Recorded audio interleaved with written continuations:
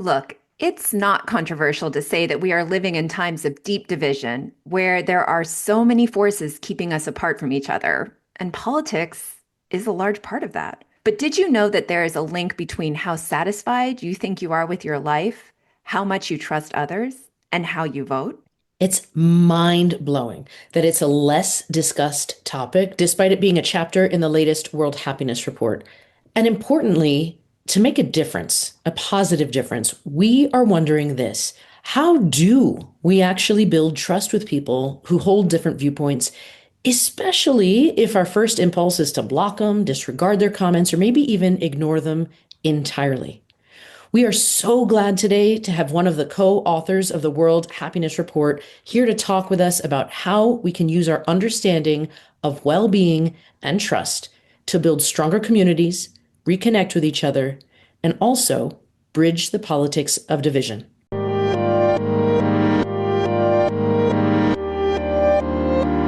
You're listening to the What Do You Mean by That podcast with your co-hosts, Sarah and Misasha. So I am super excited to have this conversation because I have heard so much about you from Sarah. And so I would love it if you could introduce yourself for our listeners.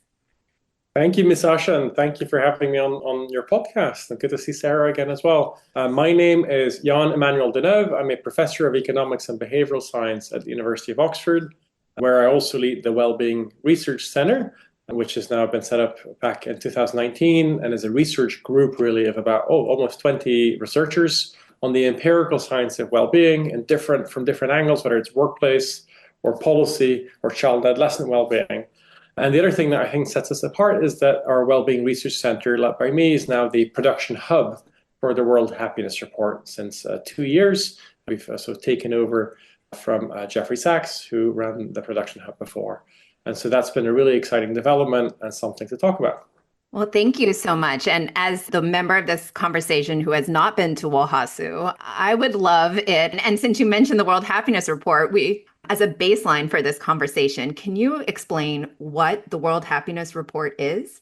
Oh, it's a partnership between the University of Oxford's Wellbeing Research Center, Gallup, who provide the data and does the surveying globally thanks to the Gallup World Poll, and the UN Sustainable Development Solutions Network, and then a group of about 6 editorial board members who are all independent academics. And we come together, since 2012, when the first World Happiness Report was launched as a background document for the UN high-level expert group meeting on moving beyond GDP and trying to get measures in place for that. And what we are essentially, Misasha, is an annual survey of nations and population well-being across about 150 countries, thanks to the Gallup World Poll. And that's our starting point. So we, thanks to our friends at Gallup, we get a measure of how people feel in every country. And that's our starting point to then try and analyze, what explains these differences between countries. So why is it that Finland has an average life satisfaction of, almost 8? And why is it Afghanistan at the very bottom of the ranking only has an average life satisfaction of, sit still, 1.2? And then obviously there's a whole lot in between that helps explain these differences. And that's what we do every year in the World Happiness Report. And it's hard to believe, but by now, we've now been around for, 12, 13, 14 years. And every year it's a huge effort. And over 100 academics, senior, junior, have contributed over the past decade or so in contributing chapters and insights trying to explain differences in population well-being that then lead obviously to policy insights. So that gives you a bit of background for the World Happiness Report, of which we're very proud. I love it. I think it's really, I just saw the news that Jonathan Haidt's going to be partnering with you all for next year, which is fantastic because he has made waves in the lives of many school children, especially in the United States. But I want to dive into some insights that came out of this last year's report. I know that you and I, we could all speak for hours about the finer details of happiness, but I think one of the perhaps lesser discussed things that I want to focus on today is the light you're shedding on why we are so divided politically. And it's amazing to me that you were able to show that low life satisfaction is really highly related to distrust in institutions, both in the US and in Europe. So I wanted to dive into that a little bit. But before we do that, what do you mean by low life satisfaction so we can understand what that concretely means, and then distrust in institutions?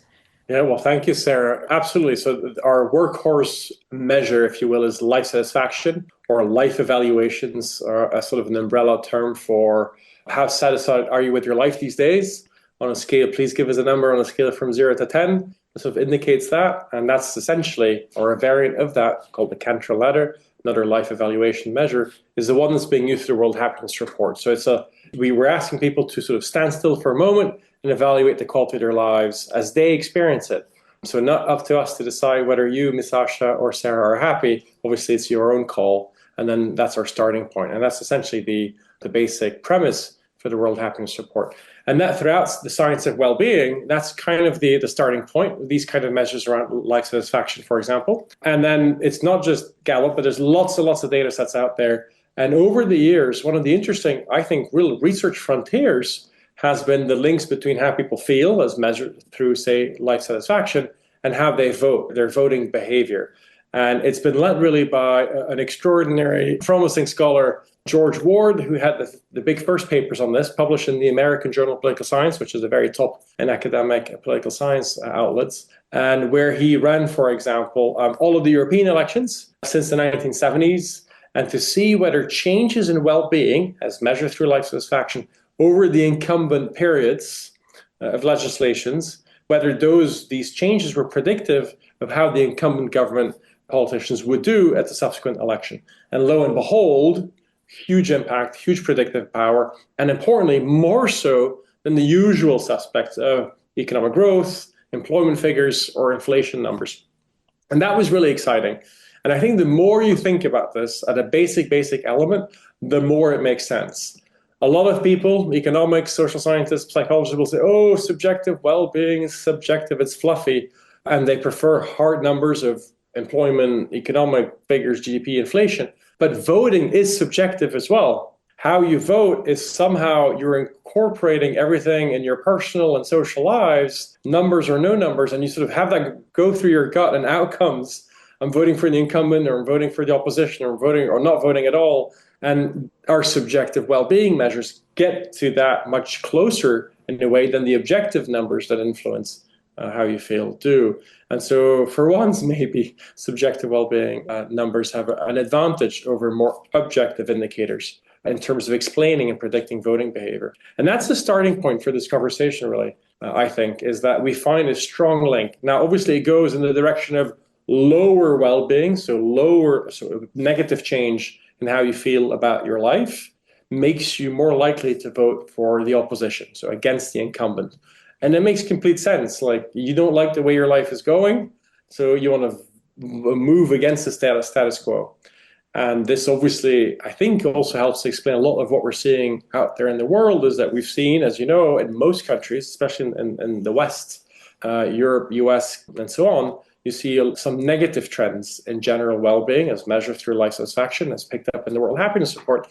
And lo and behold, we see also a rising movement in terms of populism, we can call it, but really we should call it anti-system votes that are trying to move against the status quo and against the establishment for good or bad reasons. Well, that's interesting, that you talk about it like as systems, anti-systems, the establishment, because, what you're saying is as people become less satisfied with their own lives, which we saw, the United States dropped in general rankings in the overall, world's rankings of nations. Yeah, absolutely. By the way, if I may comment on that, I think the US started in the World Happiness Report like at position 10 or 11, and is now for 2 years in a row dropped out of the top 20, I think ranked 24th. But more importantly than the relative ranking, because that is relative, is the actual number in terms of people's life satisfaction has dropped from above 7 to below 7 on average. And for everyone in the United States, but particularly so for youth. And sit tight, Sarah and Miss Asha, but if you were to look just at youth in America, they wouldn't even make the top 60. Wow. 60. Yeah, they'd be 67th or something in the world across 140 countries. That's like the below 30s in America are not even in the top 50 countries in terms of life satisfaction. I mean, you sit with that for a second, and it really does stand in stark contrast to what you said. Like, it doesn't matter how much GDP the country has. It doesn't matter how much, objective wealth and influence this country has. Our nation's life satisfaction, especially for the youth here, is so low. that is actually shocking. I challenge anyone listening to think about what their life satisfaction would be on a scale of 1 to 10 right now. Like, where are you personally at right now? Important to point out, though, that what you find in the States is a general drop. So the average has come below 7, whereas it was well above 7 before in the early 2010s.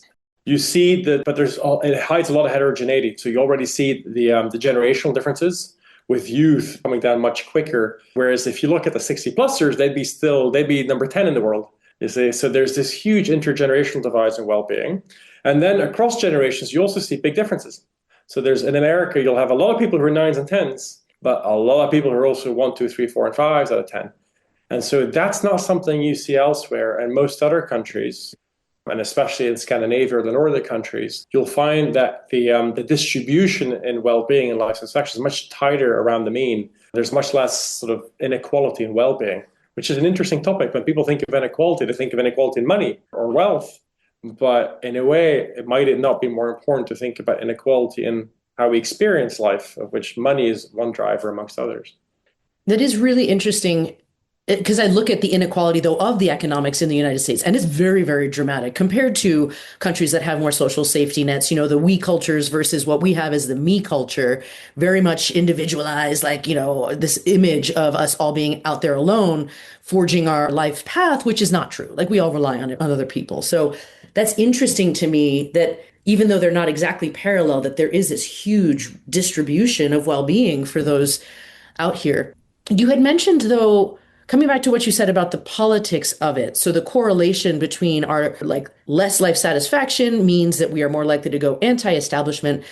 But that means different things. Like the anti-establishment, you talked about in the report, like the fact that there's another factor at play, right? You can go anti-establishment and go far right, but you can also go far left. So can we talk about that? Yeah, spot on, Sarah. So I think that's so I started with the work by George and others, including myself and Richard Layard and others, so developing this notion around the links between how we feel and how we vote. And we're starting to pick up really interesting results in the US context, across European nations over time, etc. It doesn't always play out this way, but statistically speaking, over time, you see this pattern pop up. Now, what is special in this year's World Happiness Report, in a chapter written by Claudia Senek and Jan Algon and co-authors, which are top economists at the Paris School of Economics, PSE, Paris School of Economics, and they're absolutely brilliant. They asked the question that you just asked, which is, okay, if you're unhappy, then you're more likely to vote anti-system, populists, but you can still go left or right, radical left, radical right, in that sense. And what they found is the distinguishing factor there is essentially trust of others. Do you still have a remnant of trust in others? For example, migrants. You still are semi-welcoming and trust in institution and others, then you're more likely to go radical left. So you're unhappy, you're frustrated, you're angry with the system, but you haven't lost faith in other human beings that you may not know. Then you're more likely to go center left, radical left. If, however, you're unhappy, frustrated, angry, and in addition, you distrust others, then you're a radical right. And I think this is a whole new sort of axis that we're describing.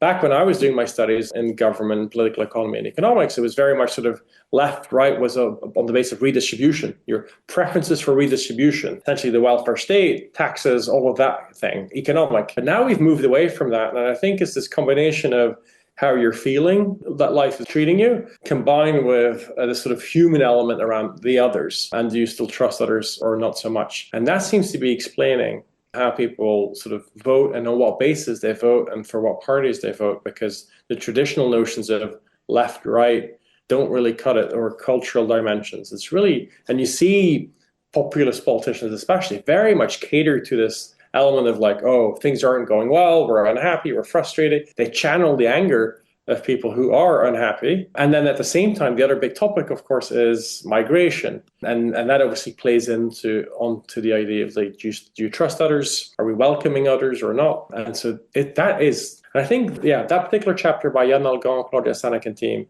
is path-breaking. And interestingly, it didn't get the attention it might have deserved, because obviously the World Happiness Report comes out, people talk about the ranking, Finland still on top, the US dropping out of top 20, Afghanistan at the bottom, et cetera, et cetera, et cetera. They will then they talk a lot about our chapters around the importance of social connections and how that's eroding through the example of less people sharing less meals and eating alone or dining alone a lot more. And we can talk about that because that plays into the political game as well. But the chapter was kind of buried away towards the end of the report, where they put out this notion of the interaction between unhappiness and distrust is explaining so much of the variance in political behavior that I think down the line might well be the most substantive contribution this year.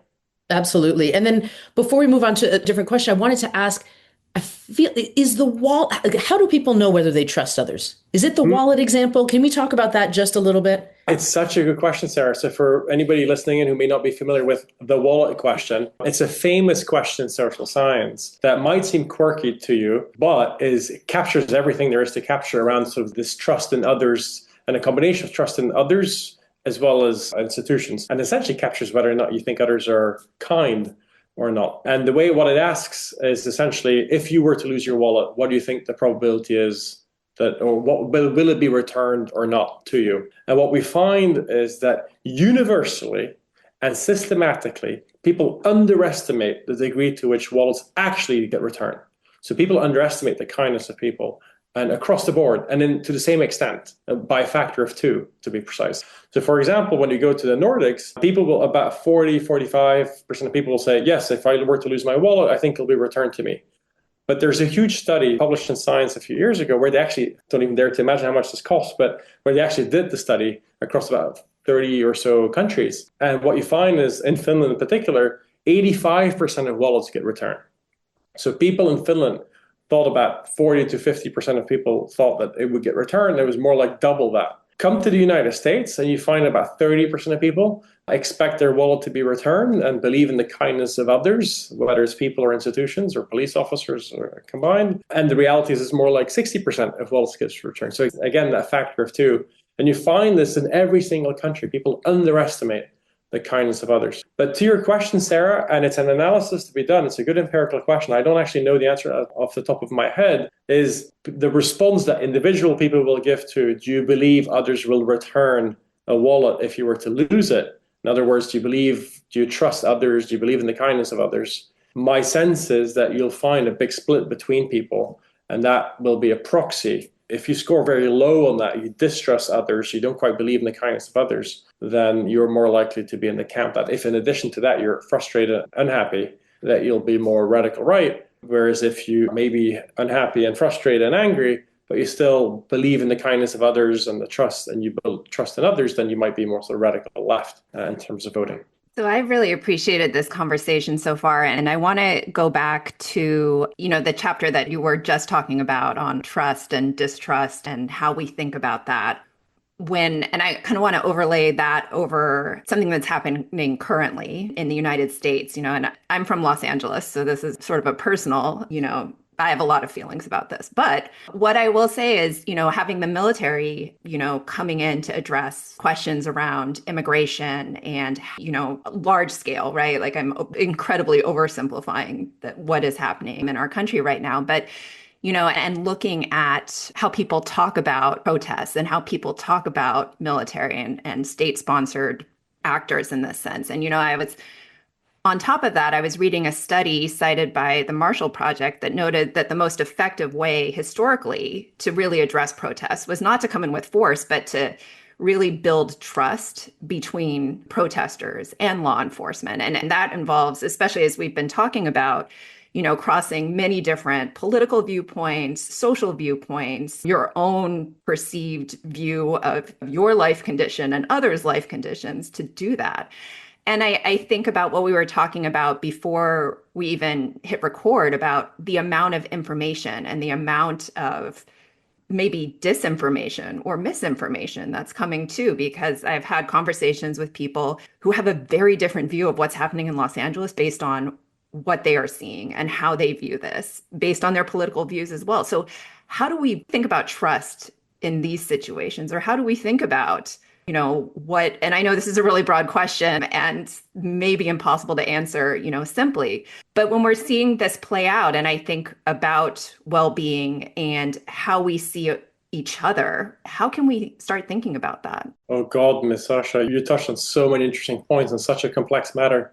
Let's take it apart, and there's a few things there that I think are relevant to where well-being science and other things can really come in. I think the first thing to know is I think your solution, what you suggest as a solution, is obviously right, is people need to chat, generate empathy, get to know each other, and not try and escalate the situation by bringing brute force and seeing what happens. But sadly, I think the political dynamics in these kinds of situations are precisely that, is to escalate.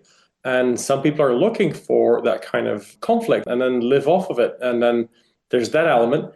Combine it with media, general, legacy, or new media, or whatever you want to call it. They are looking for negative aspects. So people are really attracted by, not in a positive sense, but their attention is taken by negative news. We all know of negativity bias. So news, obviously, one of the reasons why there's way more negative news than positive news, even though I'm sure it's more balanced in reality, is because that attracts attention. And there's good reasons why we have a negativity bias, because, it's probably anyway. So there is a negativity bias, which blows up these stories, and then they get amplified in these echo chambers. So that is something new. So I do think over the last decade, and no small part to social media and moving away from legacy media, we've moved into sort of polarization of media, where we're sort of stuck in our own echo chambers. And that then radicalizes these views. So when you say, oh, some people come at this from a very different angle than we do, and that's in part because these views have been radicalized or cemented in echo chambers. But there is one thing that I feel very strongly that you didn't quite mention, which is beyond the misinformation, the disinformation, the echo chambers. There's also something like the blowing up of these situations beyond what they really are, or beyond the scope that they really are at. And I speak of an experience here, which is last year, Los Angeles. So I was a visiting professor on sabbatical from Oxford to, you've guessed it, UCLA. When you'll remember that the encampment was happening these precisely the same months. I'm now wondering whether there's a seasonal effect here in Los Angeles. But it was the same month. It was May, June. And I was there every day walking through or walking past this encampment and the exact same dynamic at play, maybe somewhat smaller scale than what's happening now. But sort of like a few tents, people talking, relatively this. But as soon as the media started getting involved, and then people back home were emailing me and writing me and calling me, it's like, what's going on? And then the media focuses in on very number of violent actions, which obviously should be condoned. But what they showed was sort of like a fraction of what was actually happening. And the fraction that was obviously the one that felt like it was a lot worse and a lot bigger than it actually was. It wasn't that big. And it was very, very localized. And yet, once the news media covers it and gets onto it, then it becomes blown up. We can call it the blown up factor, or it becomes like a storm in a glass of water. But then the problem is once the media makes it bigger than it actually is, then the likes of the governor, Gavin Newsom, national, international news comes on. And then it sort of stirs this pot into something that does get beyond the glass of water and becomes a lot more serious. And then there has to be an exit, an off-ramp somewhere, because it escalates, people take these positions. And then you've got the politicians who thrive on these conflicts because it feeds their bases who are polarized. And you're in this awkward situation then where something that could have been resolved in the way that you started this conversation or this question with, so through empathy, discussion, learning from each other and trying to resolve this peacefully, in a situation where it is necessarily a standoff. The polarized media plays this, and the big players from Gavin Newsom to the president to people outside talk about this in a way that is conflictual. And then there's no way back. And then somehow there needs to be an off-ramp. And then there's obviously none. And it's sort of a violent ending through brute force, which I saw with my own eyes. And so I think we're in a very similar dynamic now as to what I witnessed personally on UCLA campus. And so this cannot end positively, sadly. It'll end, but not in a nice way. And then it'll just breed more frustration. Sorry, a cynical ending.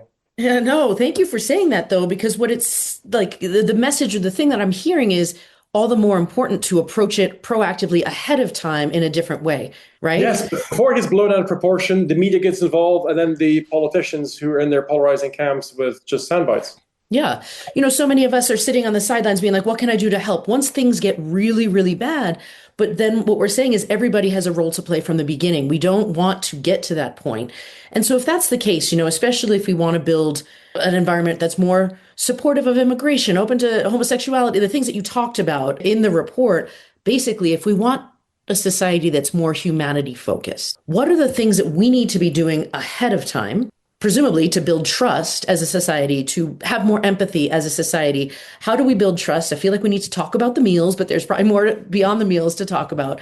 Can we address that? What are the things we can do? Yeah, I think, Sarah, you're on, and obviously there's no silver bullet, but if one, it would be somehow to bring people more together around the table, but also generally, needless to say, because I do think that when people actually meet face to face, they're generally surprised, increasingly so, that other people are actually kinder than they thought they were when living in our social media bubbles, especially on one side of the aisle. And when we actually meet each other, we sort of moderate our views, our worldviews. So I might be thinking about a situation a certain way around, say, the LA riots. But if I actually get to meet people in person around the dinner table or in the streets or on the metro or the tube or whatever, then my worldviews will be tested a bit. And over time, they get sort of moderated to become more realistic and function of the other viewpoints I hear.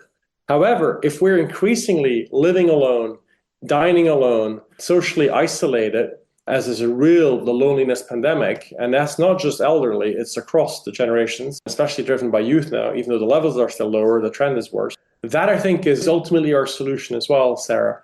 And social media has an important role to play here. And if I can say it with a bit of a quirky statement, but can we ask social media to put social back into social media? And rather than having us be apart, doing our thing with virtual friends or virtual connections, is there a way of leveraging social media to also bring us back together in social interactions? And I think, obviously, you knew I was going to go here because that was, for me, was such a eureka moment.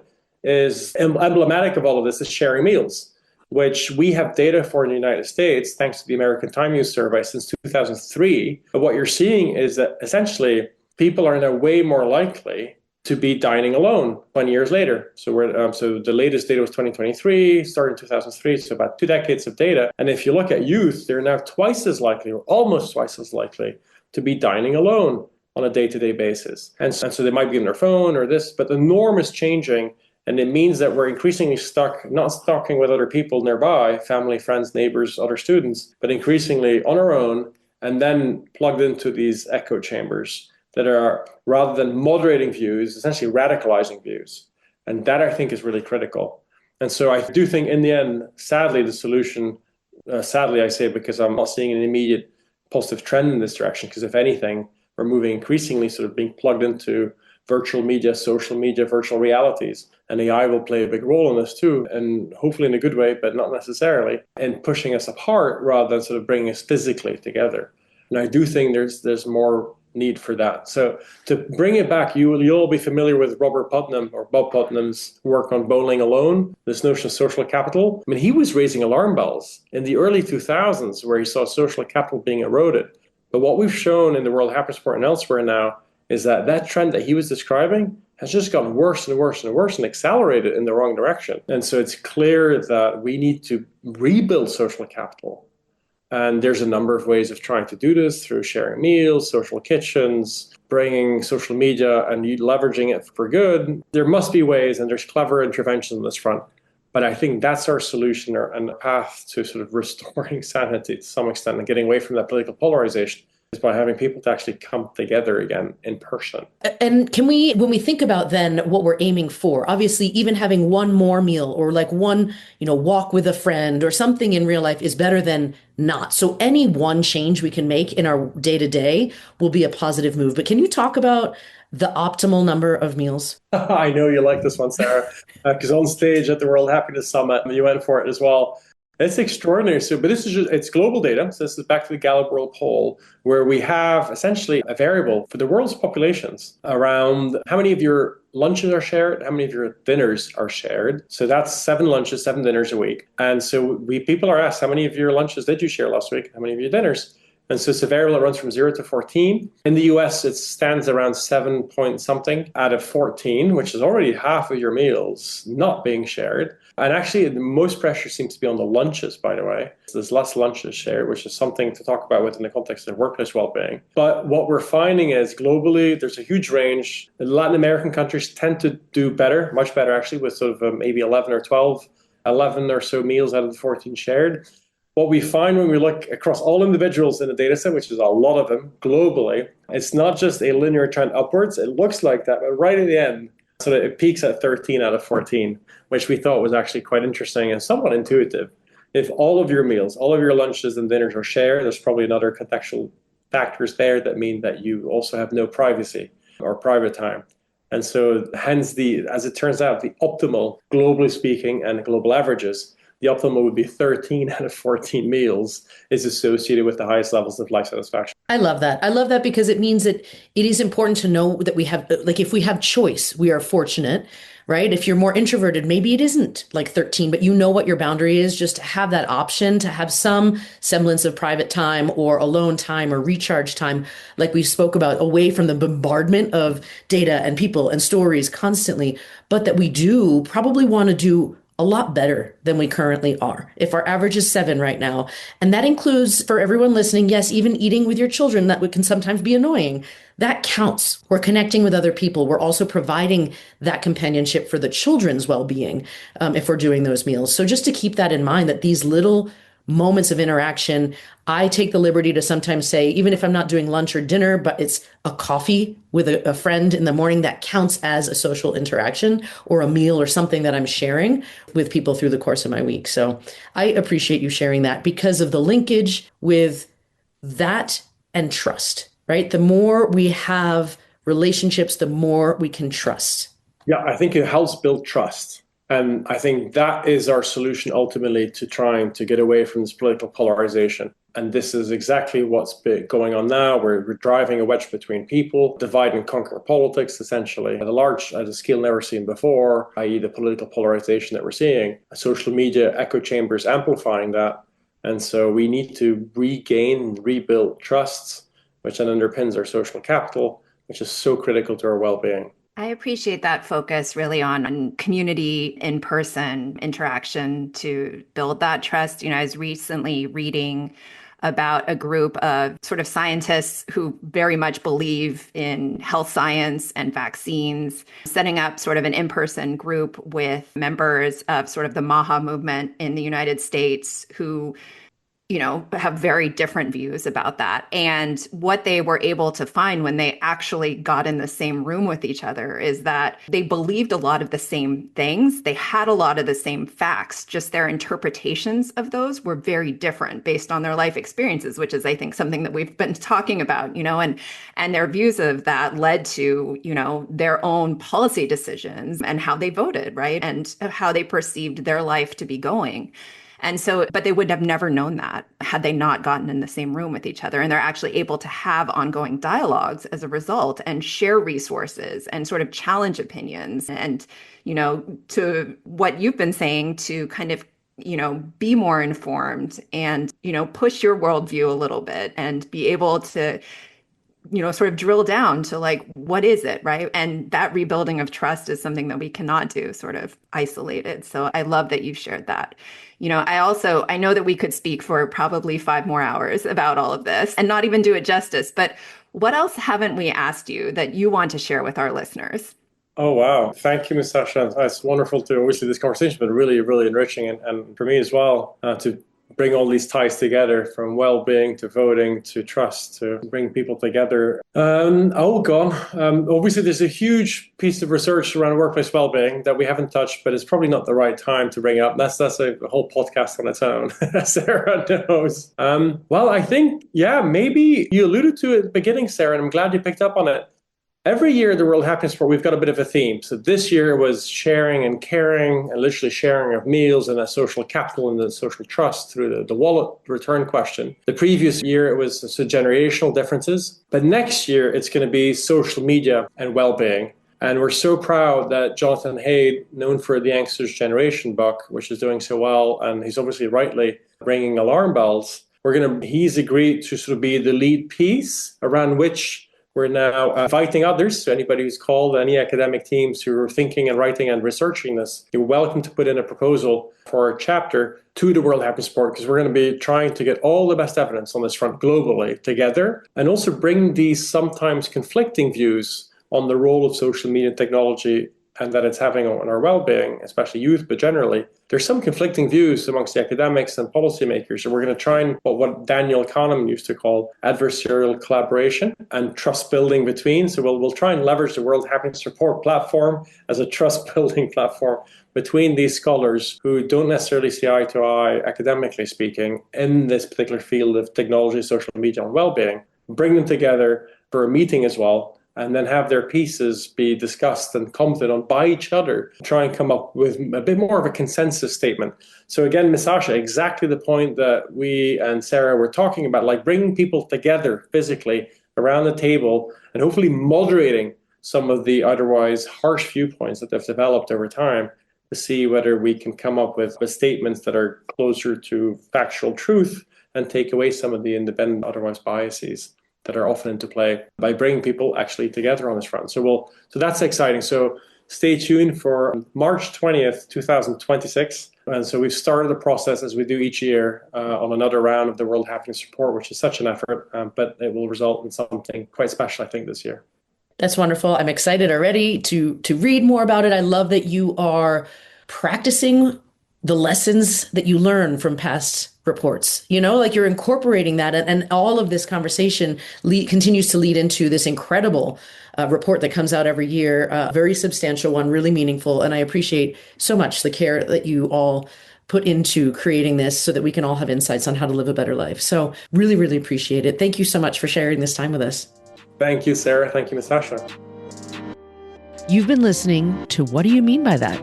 A show dedicated to being better humans and getting loud for all of us. Hat tip to Sarah's daughter for the logo, and huge thanks to Misasha's son for our incredible theme music.